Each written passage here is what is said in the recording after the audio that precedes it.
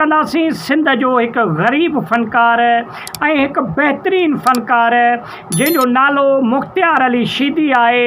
उन जे ज़िंदगीअ जे बारे में कुछ ॻाल्हि कंदासीं। कुछ माण्हू ईअं चवनि था त मुख़्तियार शीदी घणे शराब पीअण जे करे उन जा गुर्दा ख़तमु थिया ऐं घणा माण्हू इहे ॻाल्हियूं कनि था त मुख़्तियार शीदी पैसो ॾिसी करे सुन्नीअ मां शियो बणियो।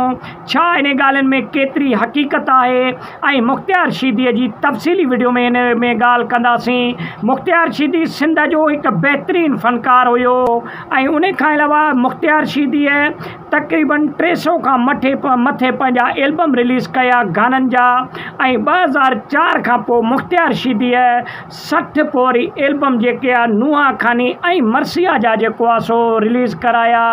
ऐं मुख़्तियार शीदी असुल खां वठी जेको आहे सो शीए कम्यूनिटी सां तालुक़ु रखे थो ऐं मुख़्तियार शीदीअ जो इहो जेको माण्हू अफ़वाहूं कनि था त मुख़्तियार शीदी पैसे खे ॾिसी करे सुन्नीअ मां शियो थियो त इन ॻाल्हि में का बि हक़ीक़त कान्हे का।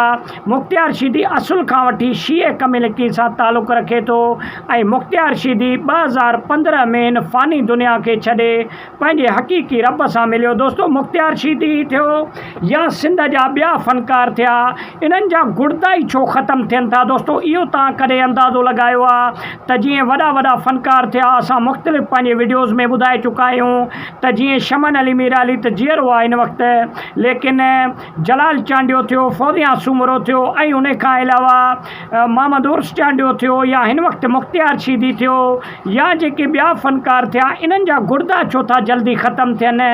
इन्हनि ते इहो आवाम इल्ज़ाम लॻाए थी त तमामु घणो शराब पीअण जे करे ऐं इहो माण्हू जेको आवाम इहा जेको आहे सो ॻाल्हि करे थी त घणे शराब पीअण जे करे उन्हनि जा गुर्दा ख़तमु थींदा आहिनि। लेकिन फ़नकार वरी इहे दावा कनि था त शराब पीअण सां असांजो गलो साफ़ु थींदो आहे, त पोइ असांजी जेका मौसीक़ी आहे उहा तमामु बहितरीनु आवाज़ु निकिरंदो आहे, इन जे करे सिंध में मक़बूल थींदा आहियूं। त दोस्तो हाणे इहे ॿिन्हिनि जे विच में रायो तव्हां पंहिंजो कमेंट सेक्शन में लाज़मी ॾींदव। उमेदु आहे त वीडियो तव्हांखे नंढिड़ो पसंदि आयो हूंदो। वीडियो खे लाइक ऐं शेयर कयो। वॾी महिरबानी।